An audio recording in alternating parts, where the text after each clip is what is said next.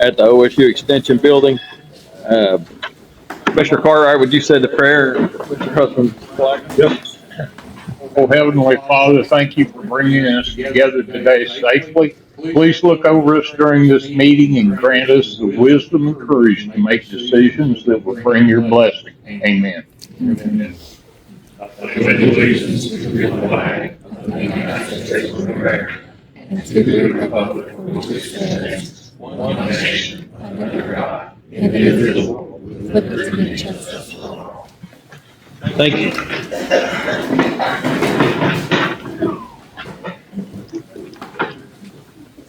Item number 4, new business. Is there any new business?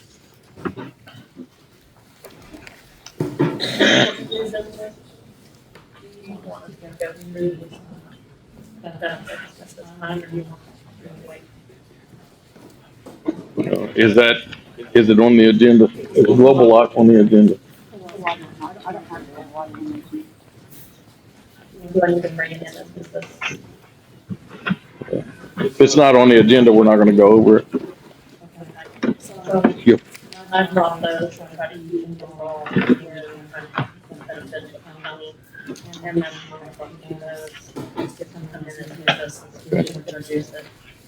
Okay, are these for us to keep? You can take pictures of them and I'll get them from you later. They've got my name on them. Okay, all right, thank you. Item number 5, approve and sign minutes. Whoa. This is new business or not, but the sheriff's office is looking into another contract with a media vendor, going away from CTC to NCIC. It'll be on the agenda next week, which we just want you guys to be aware. I think I went to Ashley a couple weeks ago, and she was looking over it. Thank you, Matt. Any other new business? All right. Item number 5, approve and sign minutes for March 9th, 2026. So moved. I'll second. We have a motion and a second. Commissioner Hudson? Yes. Commissioner Cartwright? Yes. Talbert? Yes.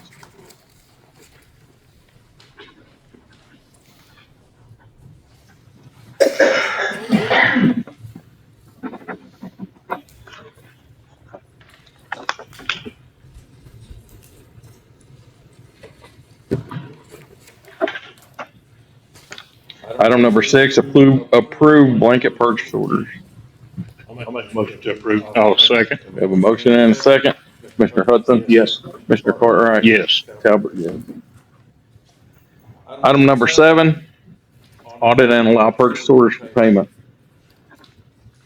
So moved. I'll second. We have a motion and a second. Commissioner Hudson?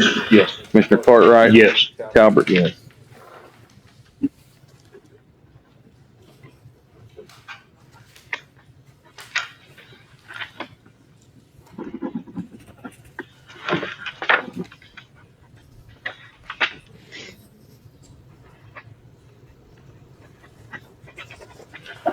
Item number 8, utility permit. Here's one for one. It's good. I spoke with him. I'll make a motion to approve. I'll second. Motion and a second. Commissioner Hudson? Yes. Mr. Cartwright? Yes. Talbot, yes.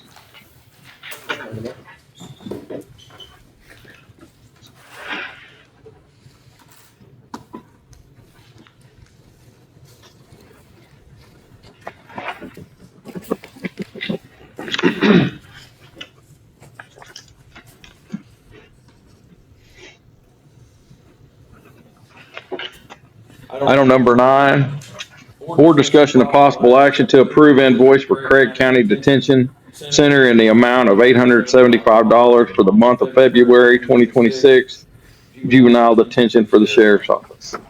I'll make a motion to approve. I'll second. Have a motion and a second. Commissioner Hudson? Yes. Commissioner Cartwright? Yes. Talbot, yes.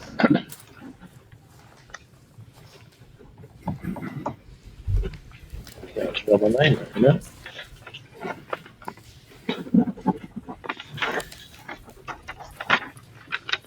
It's good if you get it right first time.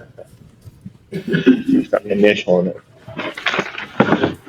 Get a stamp. Item number 10, board discussion, possible action to approve and sign the following February 2026 reports. the records preservation for the court clerk, and B, case balance and summary report for the court clerk. Make a motion to approve. I'll second. Motion and a second. Commissioner Hudson? Yes. Commissioner Cartwright? Yes. Talbot, yes.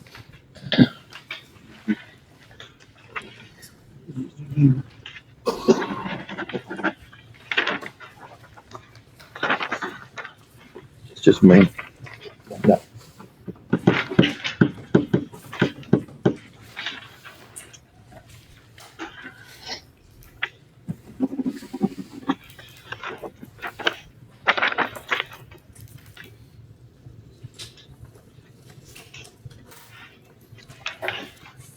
Item number 11, board discussion possible action to approve and sign cash fund estimate of needs, SAI 308 for City of Barnesdall for $766.94. I'd make a motion to approve. Second. Motion and a second. Commissioner Hudson? Yes. Mr. Cartwright? Yes. Talbot?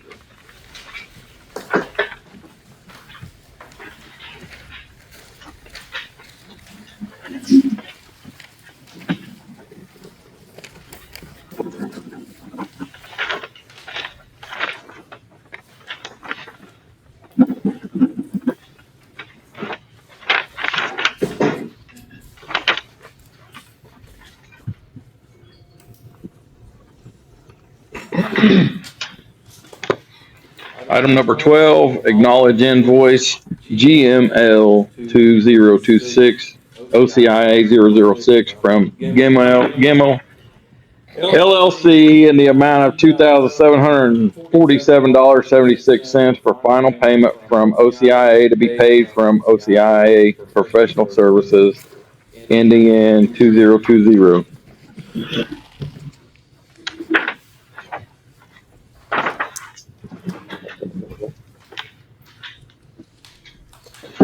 Item number 13, board discussion and possible action to approve invoice 1100005639 from Touchstone in the amount of $5,853.81 for termination of phone and elevator services in the courthouse to be paid from GenGov M&O 2005. Make a motion to approve. I'll second. We have a motion and a second. Before we take the vote, I just want to give an explanation. I love to give explanations, but the Touchstone was a contract that was done without the BOCC. It was done with the previous county clerk signed the contract, and it shouldn't have never been signed without coming through the BOCC. But we've been paying on this ever since. We were paying double for the service that was in the elevator at the courthouse. We was paying AT&T and we was paying Touchstone, and was never using Touchstone. We've never used Touchstone in the courthouse. There was 13 of the black boxes that were for I think voice services and long distance that was given to the offices throughout the county. And none of them boxes, maybe one was hooked up and there was one put in the elevator. There was 13 of them. 7 of them have been found, and the other ones are nowhere to be found. It wasn't followed up on ever. But this is we're getting out of the contract with them, and this is what it's going to cost. It should have never been, but here we are, and we're going to do the right thing as a county by paying this cancellation fee to get out of this contract. So that's what this item is. Commissioner Hudson? Yes. Commissioner Cartwright? Yes. Talbot, yes.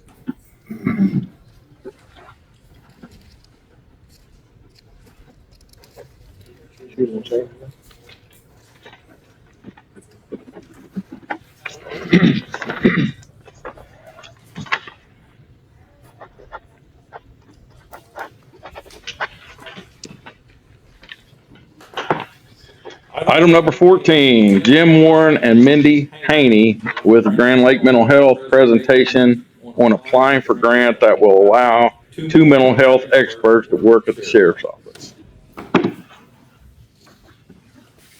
Real quick, before I turn it over to Jim, it's going to be tied to 781 money, that's been allocated to the county is going to have used. Jim's been working with the jail captain, Matt Clark, for sometimes discussing mental health issues in jail. This is something that this is what one county to do.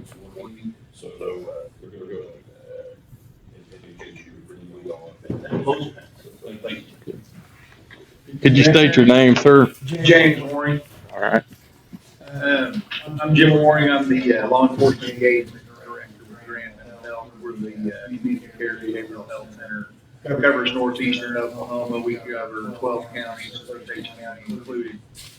I took on this role about 5 years ago. I'm a retired police officer in the Martinsville Police Department. I've worked with Mr. Cartwright a time or two, known him for years, and I got into this knowing as in my law enforcement career, also worked in corrections, the need for mental health services, substance abuse services in the jails continue to increase. If y'all are kind of looking, I just got done teaching a class with David L. Moss, and technically David L. Moss is the largest mental health institution in the state of Oklahoma because of the inmate population they have.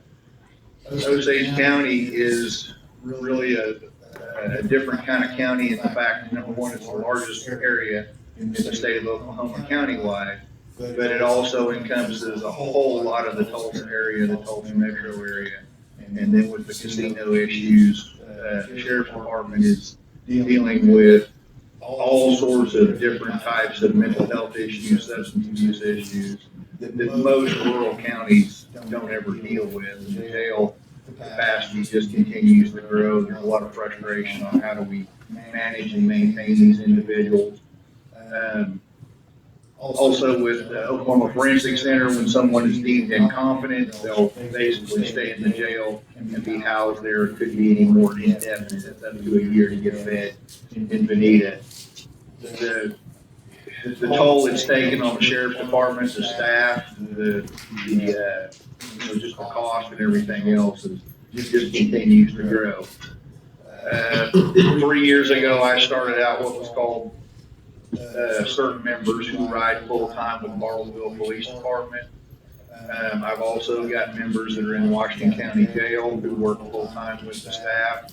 I've also got a jail team in Rogers County that are working, and we're getting more and more, it's working more and more. The recidivism rate is going down.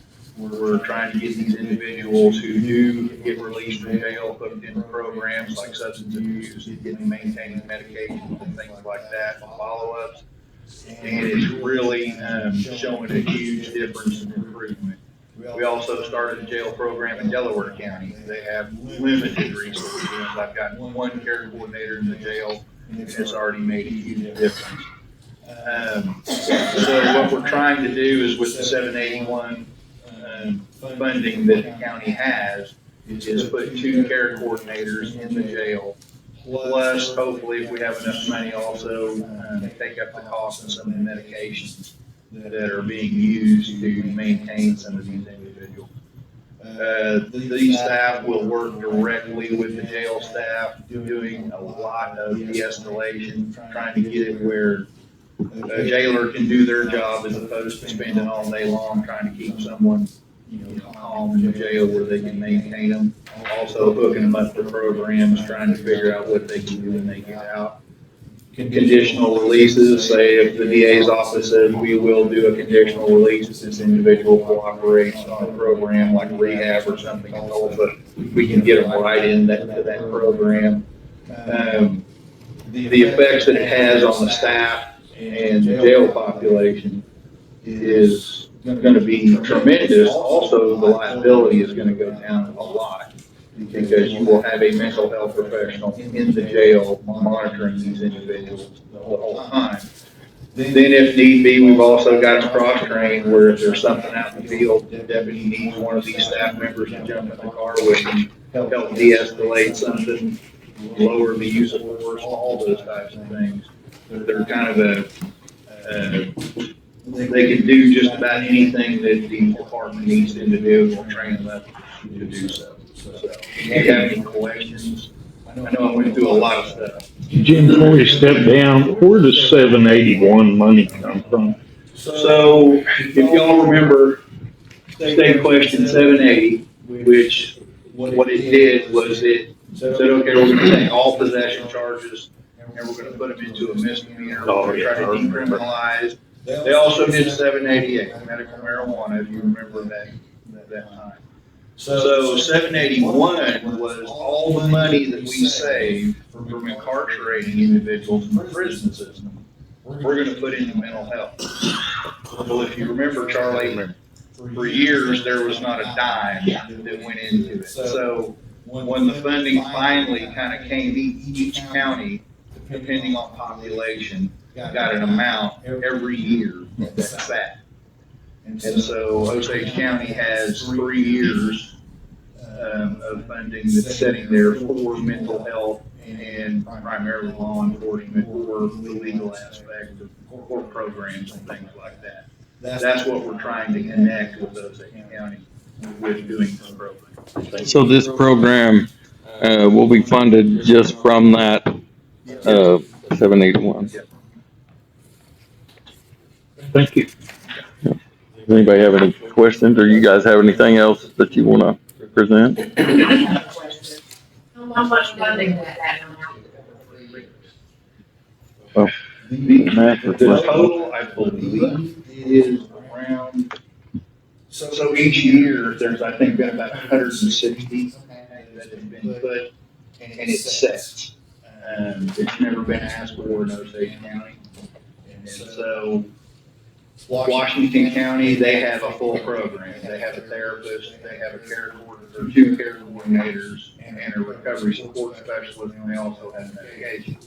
They have about 3 different grants that are funding all of that, so they're kind of going from different pots.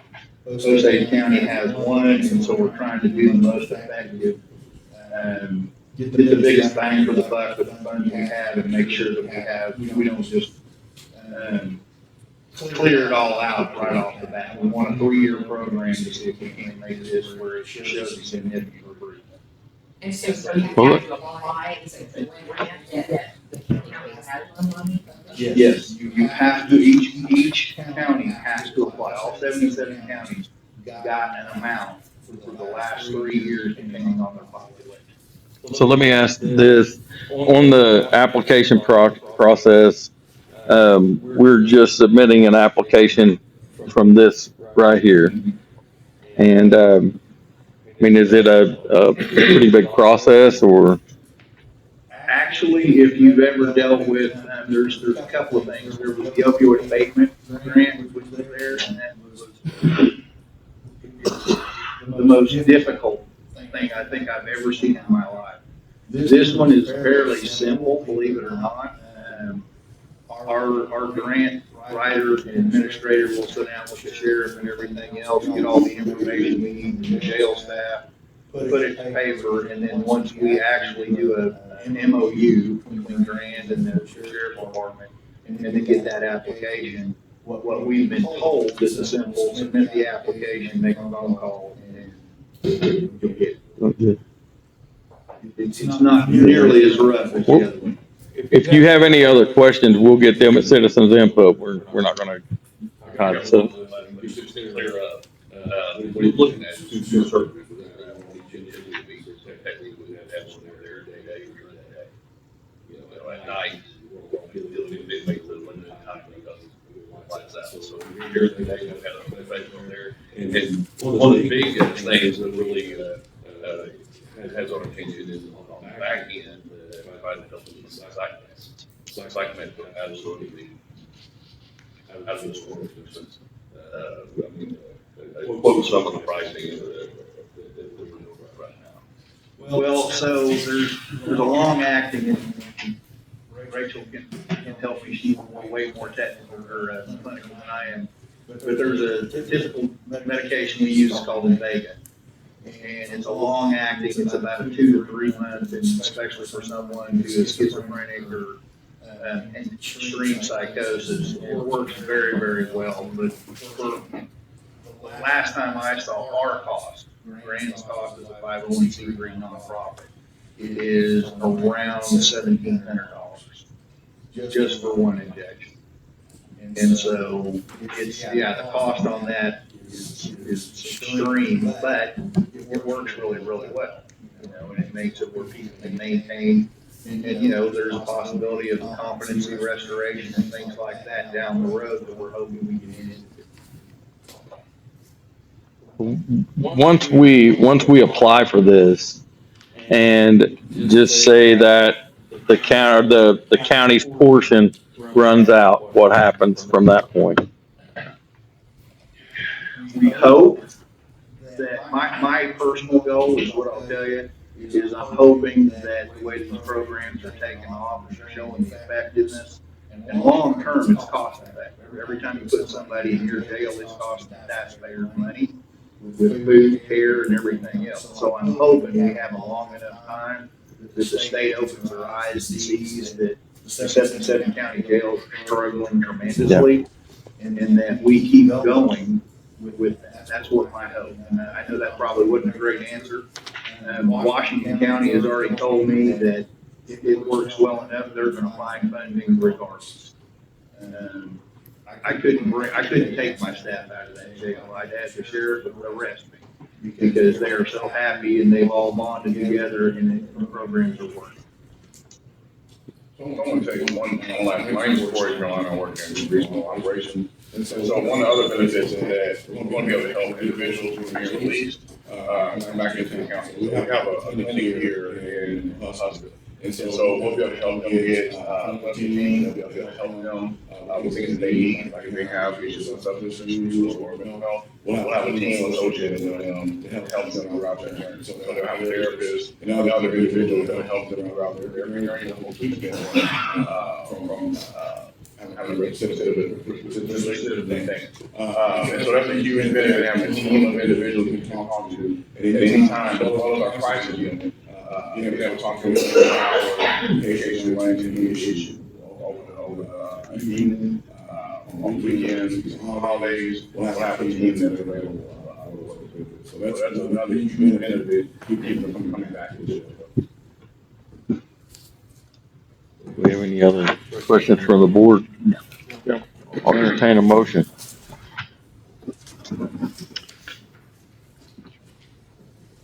I'd make a motion that we go ahead and apply for the grant. I'll second that motion. If we have a motion, then we have a second to apply. Commissioner Hudson? Yes. Mr. Cartwright? Yes. Talbot, yes. Thank you, guys. And if you don't mind sticking around for the citizens' input, they might have a few questions for you guys. Item number 15, presentation concerning Project Spring, Mike Bennett.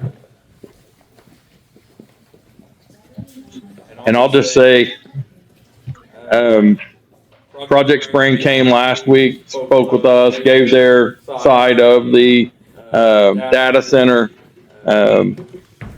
Mike and I talked, and he was wanting to give the citizen side of the data center, and I feel like that's only a fair shake. So he's going to give us a presentation. I'm a big hit out the way.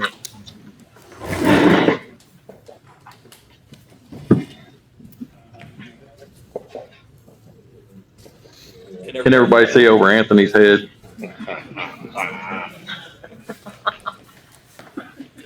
knew it was coming.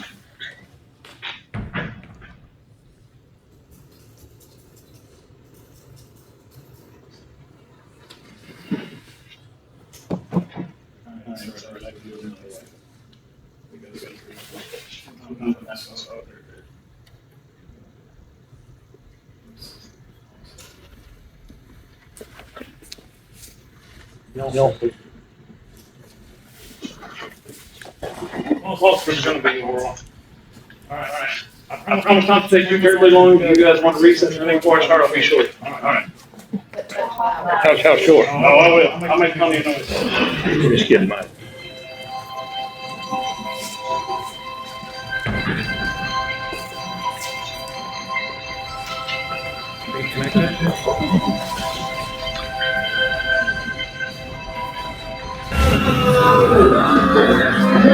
I thought it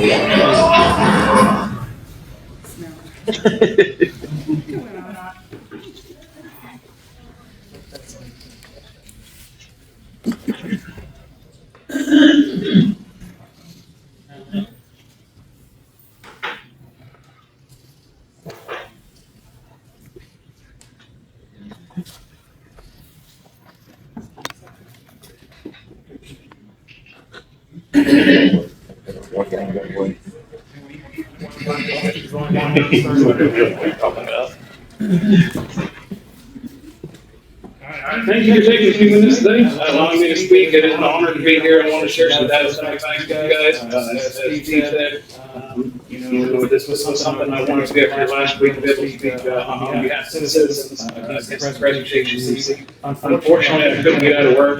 This is a hot topic right now. You're hearing about it, Brexit. Probably getting called into your office. This is one of the biggest bipartisan issues in the country. Still prohibition.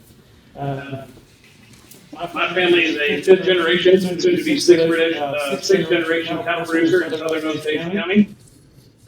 We've shown cattle in 4-H here at the county show. We showed in the old barn before the new barn went up, multi generations.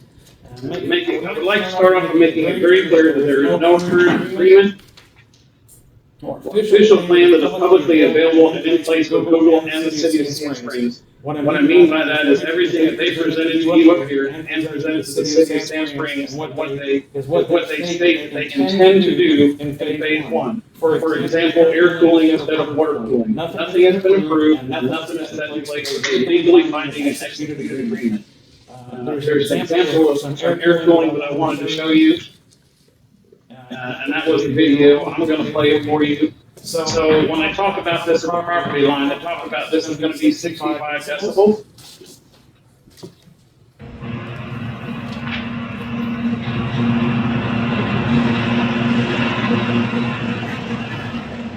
That's 60 decibels right there. So that's 70 right there. That's on the property line. It's still what you'll hear in our Osage County 24 hours a day if it goes in there. Just a quick example video.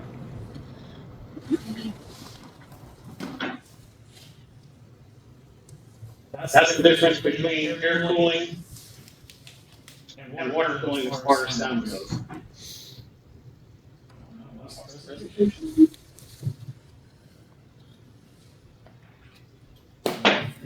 All right, so as I move on to the next topic, remember the AI action plan put in place on July 25. States as following, unleashing prosperity through deregulation, work with all federal agencies to identify, revise, or repeal regulations, rules, memoranda, administrative orders, guidance documents, policy statements, and interagency agreements that unnecessarily hinder AI development. Why is this so important to us? Because in the deregulation documents, I talked to you guys last week up here about how they're going to follow all the regulations, all the things that are set in place, all the things that they're supposed to do with the U.S. government.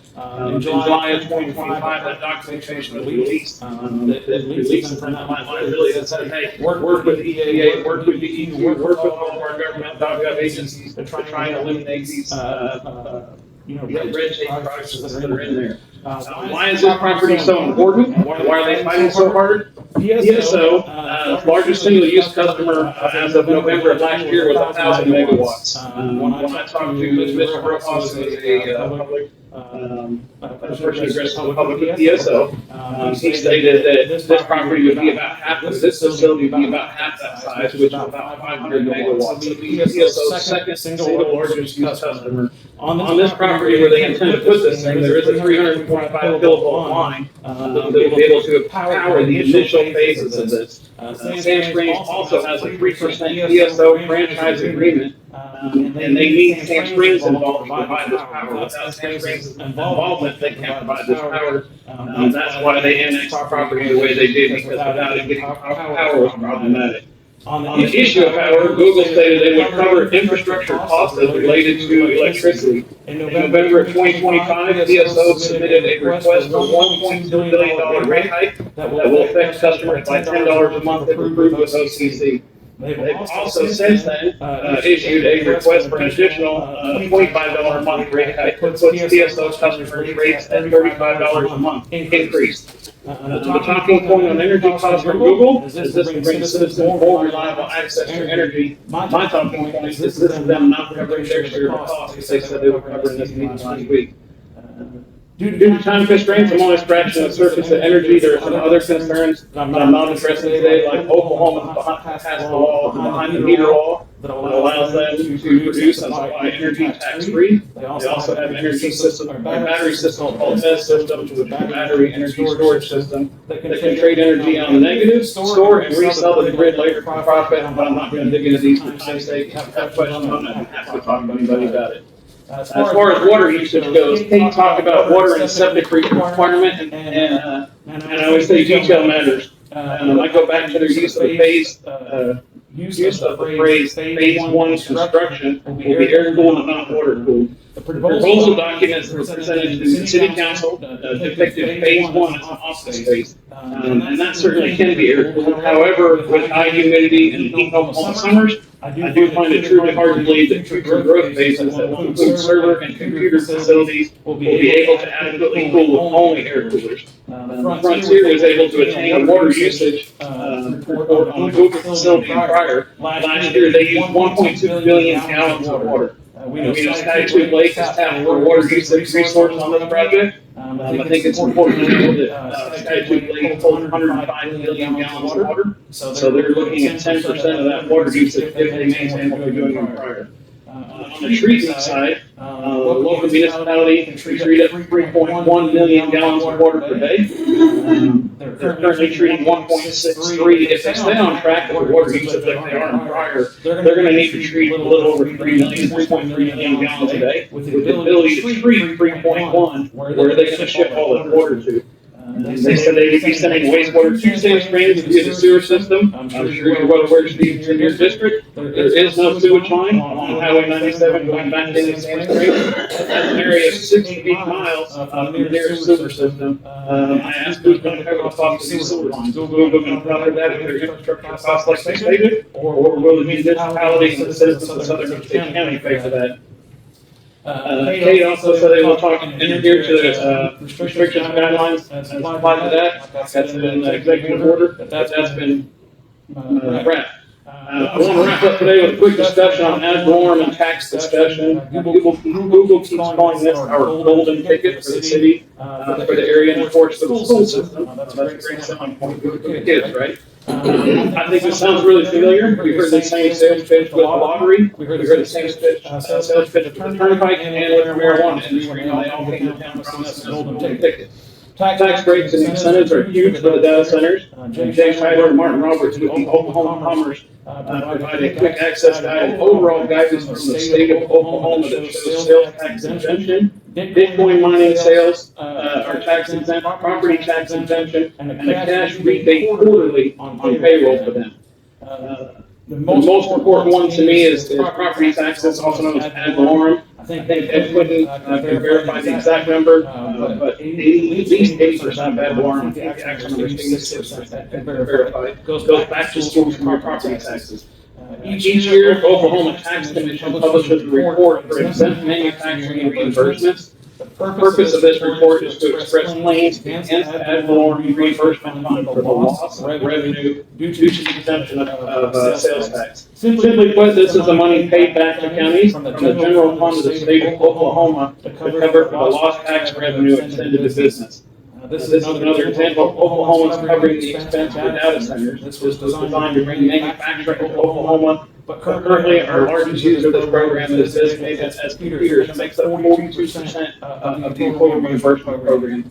I want to dive into it a little bit. The most recent report from Mays County leads the state with reimbursement of almost $40 million last year. The next closest county was Tulsa County at just over $16 million. I'm sure you already know the answer, but if you want to take a guess who the Mason County reimbursement covered, that amount, of course, was Google, and on 2025, that was $39 million. If you let that sink in, you and me as taxpayers, we covered a $39 million bill on behalf of Google for a company that's claiming your golden ticket. Seems like my compared to your employees, since they don't be on my head, don't be training, right?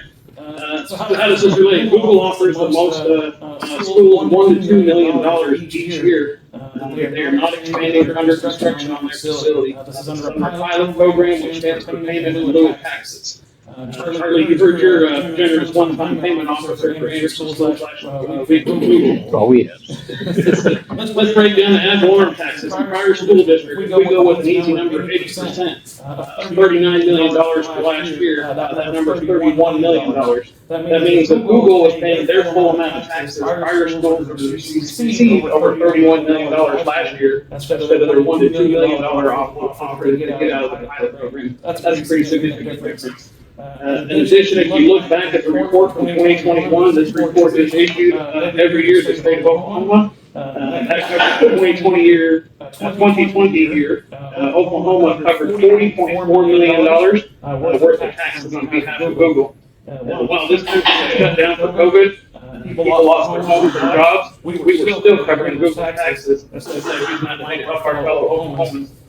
I've been up here for hours, shared documented facts. I'm sure you guys are ready to put this topic to bed. I know I am. I'm ready to shut this project down. I do want to wrap up today with a challenge. This is the challenge that I end all my speeches with. I'm sure you're going to receive mailers, emails, flyers, conversations from these folks. I would challenge everybody to weaponize Google. When you get these emails, when you get this information shared with you, simply take that flyer, take that email, go to Google. This is their product. Type in whatever they said and ask if that's true. If they say, we're not going to use water, we're not going to use electricity, we're going to pay our share. Just ask Google if that's true. Their own software will tell you the truth. That's all I have. If you guys have any questions that you have to share, I'd like to submit all this record. Thank you, Mr. Bennett. Sure.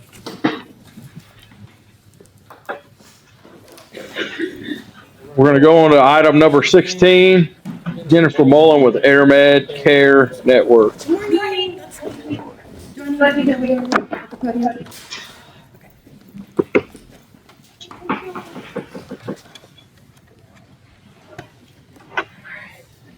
First of all, thank you for having me. I'm excited to be here. And this is the biggest commissioners meeting that I've been to so far.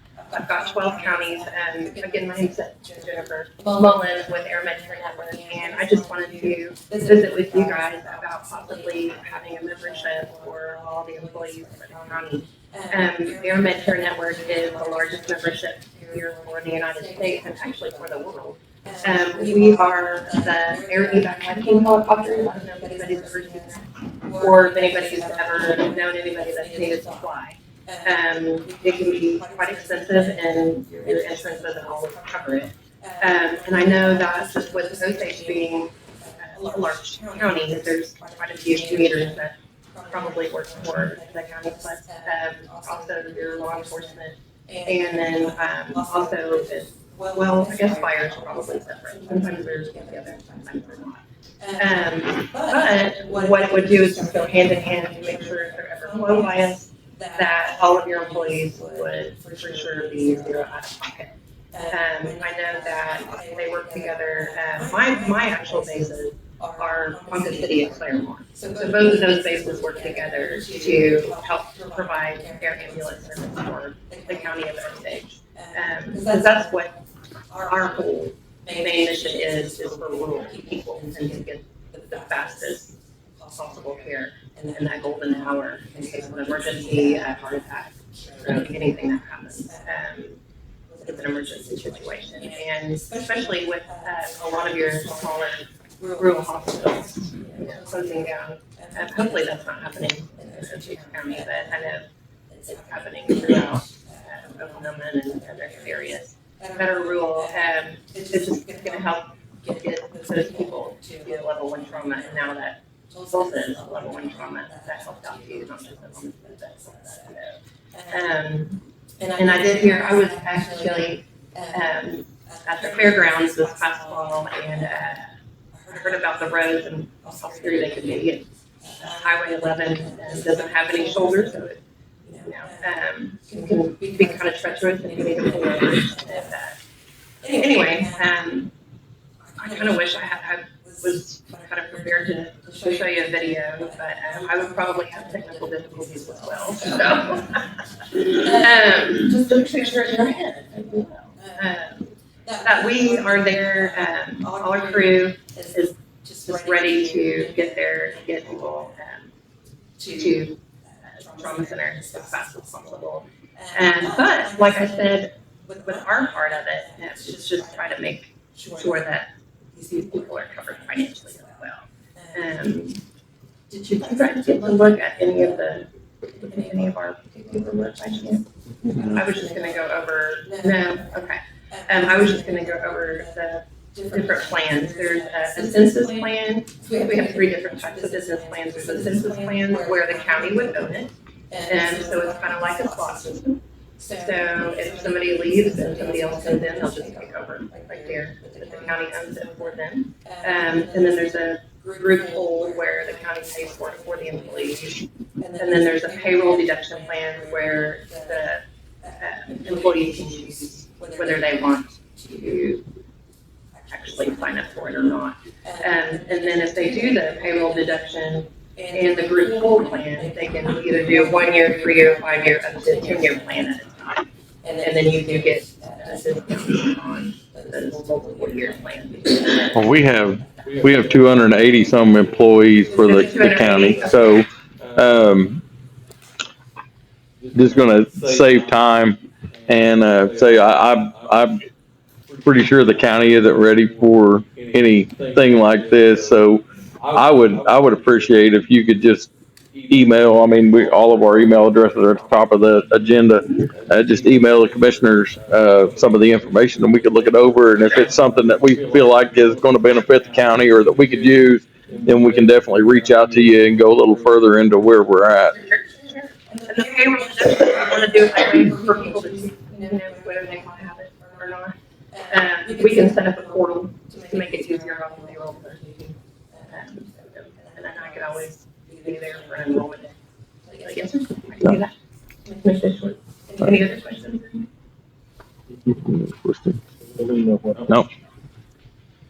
Thank you. Sure. We're going to item 17, citizens input. 3-minute limit per citizen on agenda items only.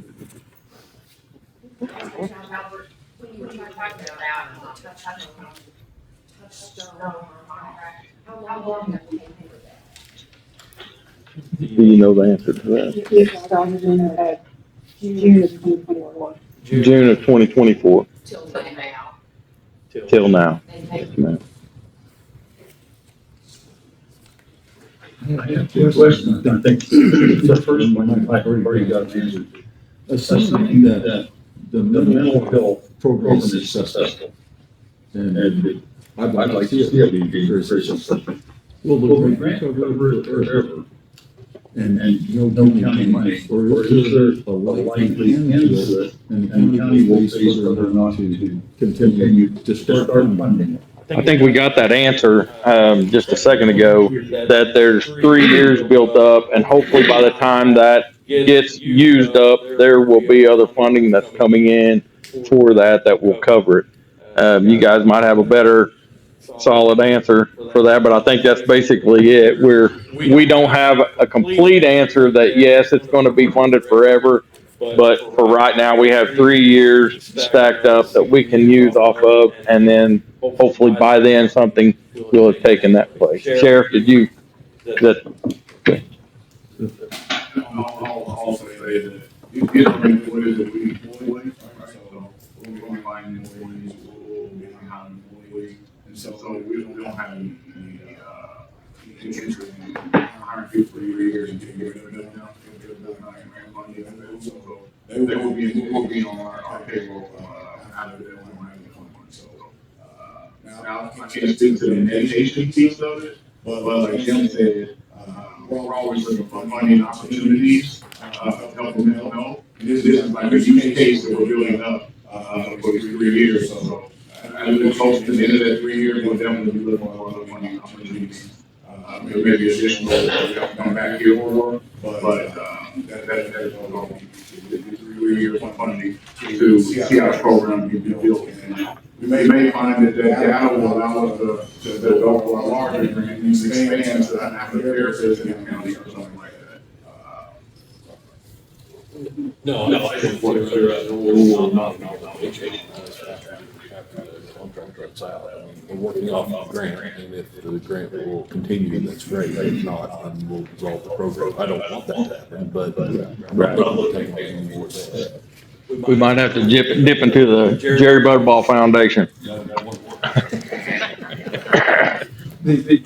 The other question that comes from a comment that Mr. Bennett made, he was talking about the amount of water used in that project and then how much actually fell and so forth.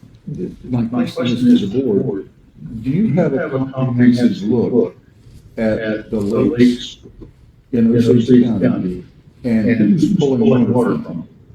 You know, if this were to happen, obviously 1% of the Skytrax water, highway water, road water would be going.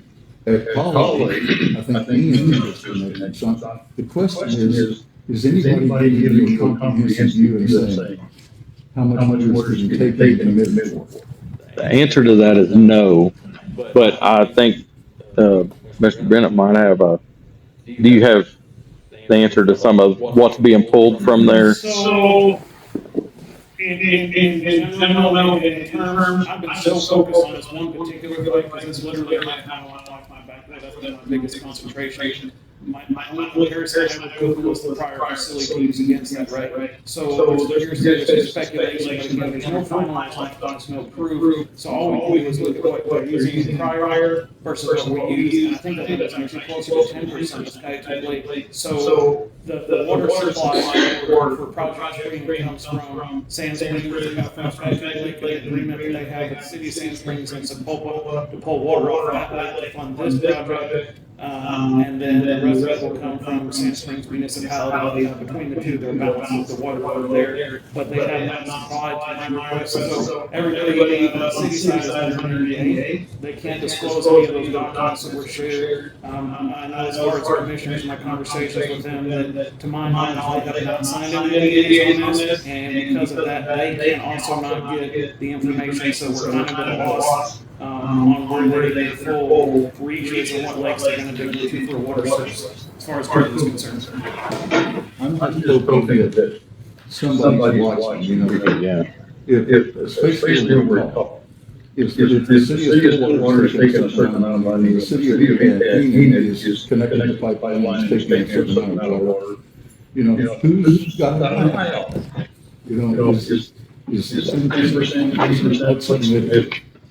Ed, have you heard anything on that?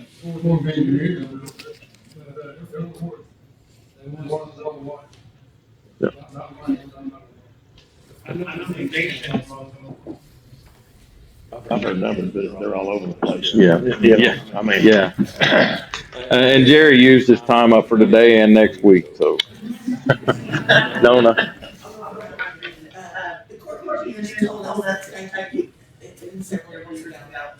The reason Skytrax water level, a lot of it is low out, is because Skytrax is a certain amount of water flush out of Berkeley and dig off. It is required, it doesn't matter what the level is in the lakes, it doesn't matter that we're 9 foot or whatever it is. It is required to go that way. That was something that no one in Skytrax ever did with no time. And so there's part of your problem. I just don't think the downstairs here the other day. I say, you're not gonna be able to do their role because in Oklahoma, they're gonna be the place out. They're good water, eventually. Why don't you take it out of stuff, and you drink that water? It's not even a public grant. So once you take it out there, and you don't have a whole lot more opposition, then you will allow our drinking water to apply by trying to. And she goes, oh, that's not cool. And it's like, we have one of there, really, where, in Oklahoma, and she said, well, in Nevada. And that's it. Thank I have a question for the number. You mentioned about Washington County, Washington County or specifically, have you other areas that we're going to be funding their project? Is that something that you want Washington to get, that you want our share to get? What Washington County did was they got into an opiate settlement. And then that was, they did that on their own. And I don't know how available it was for other people, but the county commissioner did that early on and way before us. And I don't even know that that's even available. What my hope is, here's the thing, my 30 years of law enforcement, we're seeing all these jails. We are our third generation in that things. And then now we have fentanyl. Jails are not designed to deal with mental illness that goes all the way around with that problem. So I think talking to different legislators and things like that, that their eyes are starting to open a little bit about sheriffs and sheriff's departments needing and maintaining these jails. I mean, state county jails, there's someone's child, someone's father, someone's grandkids in that jail. Regardless, we want to have the best care possible. Ultimately, we don't want to come back to jail. We want to get back in the community and be with that. And I think if all citizens let their legislators know that we need this type of money, to me, they lie to us first. And that whole backing out, they start. I'm hoping that they one stays. I hope it's just continues to go, continues to fund. And to be really clear, it's not that long. Yeah. So, and that's the state question. So I hope, that we can do this. And I think it's gonna go, it's gonna be whatever, not only for everybody, but also save that money in the long run, with support, with, liability in general, I think it's gonna be a good program. Any other? Going once, going twice. Item number 18, adjourn. I'd make a motion to adjourn. I'll second. Motion and a second. Commissioner Hudson? Yes. Mr. Cartwright? Yes.